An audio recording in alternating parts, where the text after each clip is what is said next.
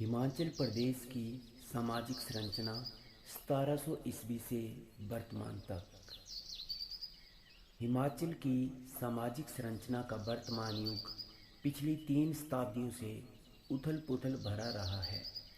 हिमाचल प्रदेश में शैक्षिक, राजनैतिक तथा सामाजिक क्षेत्र में बहुआयामी विकास हुए हैं।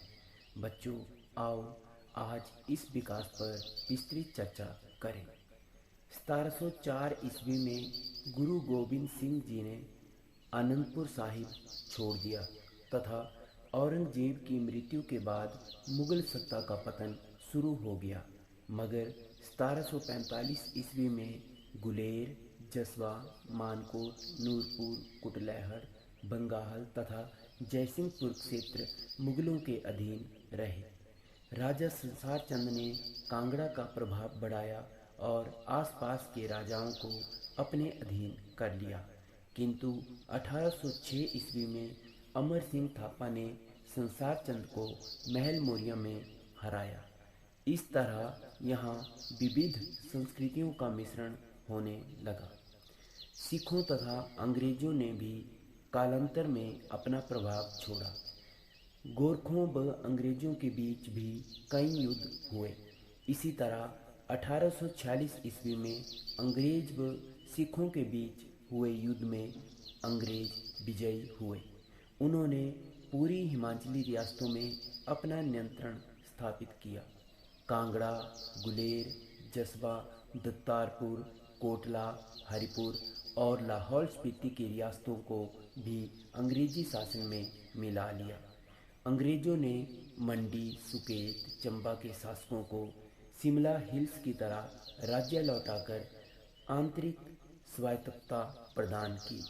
वजीर राम सिंह पठानिया ने अंग्रेजों से साहसपूर्ण युद्ध किया, लेकिन वे पकड़े गए तथा उन्हें सिंगापुर जेल में भेज दिया गया। कांगड़ा का विद्रोह सन 1849 ईस्वी में शांत हो गया। मंडी, सुकेत, बिलासपुर, चंबा रियासतें तथा शिमला हिल स्टेट्स सुपरिटेंडेंट के अधीन कर दी गई।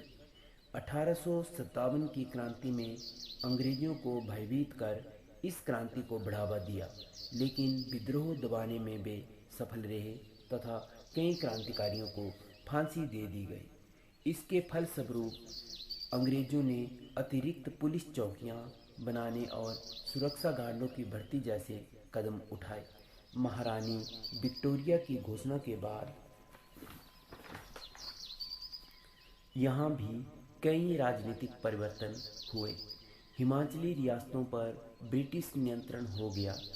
बुशहर, क्योंठल, जुब्बल, कुमारसेन, कुनिहार, बाघल, बघाट, बलसन, सांगरी, कुठाड़, बेजा, भज्जी, द्रकोटी, धामी, मांगल, मंगोल, थरोच, नालागढ़, खनेटी, देलट, ठियोग, घूण, कोटी, मधान, रत्तेस व राबी जैसी रियासतें पर देसी शासन था। सतलुज पार की रियासतें मंडी, सुकेत, बिलासपुर, चंबा, सिरमौर व कुटलैहड़ में भी देसी शासकों का ही शासन था। अंग्रेजी सरकार अपने वफादारों को तो सम्मान देती थी तथा देसी रियासतों के शासन कार्यों में अनावश्यक हस्तक्षेप करती थी। 1877 ईस्वी के बाद किसानों तथा जनसाधारण ने अंग्रेजी शासन के विरुद्ध आंदोलन किए। नालागढ़ में कर के खिलाफ, सुकेत में चारागाहों, घास व पशुधन पर लगे कर व बढ़े हुए लगान के खिलाफ आंदोलन हुए। बिलासपुर में जुग्गा सत्याग्रह को भले ही अंग्रेजों की मदद से दबा दिया गया, लेकिन इससे यह स्पष्ट हो गया कि लोग बेहद दुखी थे कि वे आत्मदाह व आत्मोत्पीड़न पर उतर चुके थे। श्रीमती Annie Besant, A.O. Hume, colonel Olcott, madam Blavatsky, William Wedderburn, mister Sinnett आदि ने यहाँ के राजनीतिक व सामाजिक परिवर्तन में बड़ा योगदान दिया। 1885 ईस्वी में कांग्रेस के गठन के बाद यहाँ भी स्वतंत्रता प्राप्ति के लिए आंदोलन तीव्र हो गए। 1892 ईस्वी के भारतीय परिषद अधिनियम के अंतर्गत भारतीय परिषदों में स्वदेशी शासकों की संख्या बढ़ा दी गई, मगर बेकार प्रथा जोरों पर थी। श्रमिकों को काम के बदले मजदूरी या भोजन भी नहीं मिलता था। भटियात बजीरी के किसानों ने भूमि लगान देना बंद कर दिया। 1897 ईस्वी में बाघल रियासत में भी भूमि लगान वृद्धि के विरुद्ध व चारागाहों की कमी के विरोध में जुलूस निकाला गया। इधर कुछ रियासतों जैसे ढाई, राबी, ठकुराई के शासकों ने स्वयं को स्वतंत्र घोषित कर दिया। 1906 ईस्वी में बूसहर के किसानों ने भी कर के खिलाफ विद्रोह किया। मंडी में 1909 ईस्वी तक किसानों ने सामाजिक आर्थिक शोषण के विरुद्ध आंदोलन किए। क्रांतिकारी हरदेव ने मंडी में गदर पार्टी के प्रभाव को बढ़ाया। इसके बाद हिमाचल प्रदेश के सैकड़ों क्रांतिकारियों ने 1947 ईस्वी तक देश की स्वतंत्रता के लिए आंदोलन किए व शहादतें दी। बेगार प्रथा के खिलाफ 1921 ईस्वी में पुनः अलख जगाई गई। 1924 ईस्वी में सुकेत में लक्ष्मण सेन के तानाशाही शासन के विरुद्ध आंदोलन चला व विद्रोह कुछ सीमा तक प्रभावी रहा। ठियोग में भी ऐसा ही हुआ। पहाड़ी गांधी बाबा, कांशीराम, यशपाल सहित कई क्रांतिकारियों ने जन जागरण किया। 1934 ईस्वी में सिरमौर में प्रजामंडल की स्थापना हुई। 1937 ईस्वी में प्रत्यक्ष चुनाव प्रणाली शुरू हुई, मगर इसमें हिमाचली रियासतों के वही व्यक्ति मतदान कर सकते थे जो 5 रुपये से ज़्यादा भूमि लगान देते थे। इस तरह जनसाधारण को चुनावी अधिकार नहीं मिले। स्त्रियों की दशा दयनीय थी। पंडित पद्मदेव, भागमल सोहाटा जैसे वरिष्ठ क्रांतिकारी नेताओं ने प्रजामंडल बनाकर पहाड़ी रियासतों को एक कर दिया। इनका दमन करने के लिए अंग्रेजों ने कई पग उठाए, जिससे 1939 ईस्वी में धामी गोली कांड ने लोगों का आक्रोश और बढ़ा दिया। इसके फलस्वरूप राणा से मिलने आए शिष्टमंडल को पुलिस ने गोलियों से भून दिया। हिमालय रियासती प्रजामंडल शिमला के महामंत्री ज्ञानचंद टुटू ने पंडित पद्मदेव के साथ मिलकर प्रजामंडल अभियान जारी रखा। सरला शर्मा, सुशीला, अमृत कौर, मीराबेन आदि महिलाओं ने भी स्वतंत्रता संग्राम में अहम योगदान दिया। सिरमौर के पछौता आंदोलन तथा पूरे भारत में उसी समय फैले भारत छोड़ो आंदोलन आदि ने क्रांति को आगे बढ़ाया। 1945 ईस्वी में शिमला में एक सर्वदलीय सम्मेलन हुआ तथा हिमालयन हिल स्टेट्स रीजनल काउंसिल बनाई गई। डॉक्टर यशवंत सिंह परमार ने हिमाचल प्रदेश के गठन में महत्वपूर्ण योगदान दिया। 30 रियासतों को मिलाकर 15 अप्रैल 1948 को हिमाचल प्रदेश का गठन हुआ। इसके बाद हिमाचल प्रदेश में लोकतंत्र की बहाली हुई। 25 जनवरी 1971 ईस्वी को हिमाचल प्रदेश पूर्ण राज्य का दर्जा पाकर भारत का 18वां राज्य बना। शिक्षा व सामाजिक जीवन। अंग्रेजी शासन के कारण हिमाचल प्रदेश में मध्यंतर काल में गरीबी व असुविधाओं का बोलबाला रहा। अंग्रेजों ने रेलवे, डाक, संचार साधन, सड़कों आदि का विकास निजी स्वार्थों हेतु किया तथा इनका फैलाव ग्रामीण क्षेत्रों में नहीं किया। 1950-51 तक हिमाचल प्रदेश में मात्र 427 प्राथमिक, 94 मिडिल व सीनियर बेसिक, 25 हाई व सेकेंडरी स्कूल तथा एक कॉलेज कार्य कर रहे थे। उसमें साक्षरता दर लगभग 8% ही थी। शिक्षा के अभाव में बेरोजगारी, गरीबी व पिछड़ी कृषि जैसी समस्याएं चरम सीमा पर थी। संयुक्त परिवार होने के कारण सामाजिक व सांस्कृतिक जीवन समृद्ध था, मगर आर्थिक रूप से व्यापार प्रायः वस्तुओं के आदान प्रदान तक ही सीमित था। धीरे धीरे व्यापार तथा कृषि का विकास हुआ। वर्तमान में एकल परिवारों का प्रचलन बढ़ा तथा सामाजिक, शैक्षिक व सांस्कृतिक बदलाव भी आए हैं। वर्तमान में हिमाचल प्रदेश को शिक्षा में अग्रणी राज्यों में गिना जाता है। यहाँ जीवन शैली आधुनिक होती जा रही है, फिर भी यहाँ वर्ष 2001 की जनगणना के अनुसार शहरीकरण भारत में निम्नतम था।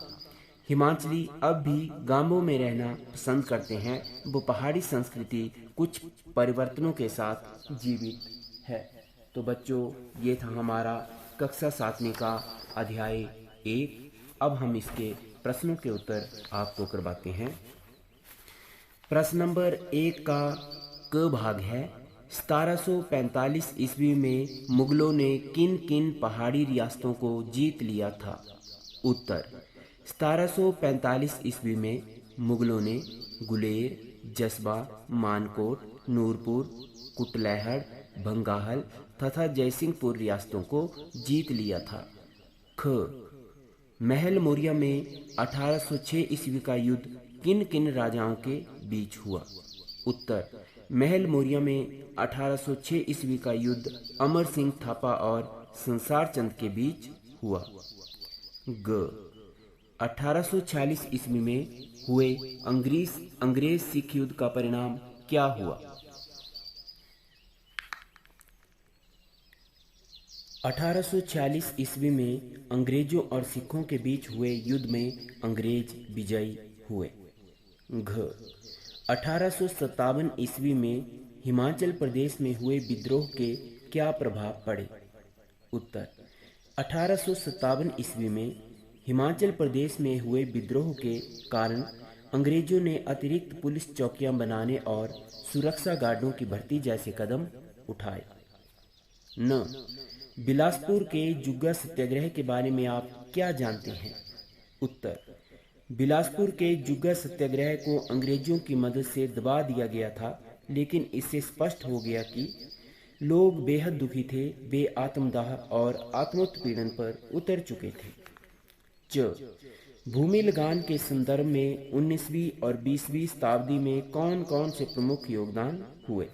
उत्तर, 1877 ईस्वी के बाद भूमि लगान के संदर्भ में कई प्रमुख आंदोलन, नालागढ़ में कर के खिलाफ, सुकेत में चारागाहों, घास और पशुधन पर लगे कर और बढ़े हुए लगान के खिलाफ आंदोलन, 1857 ईस्वी में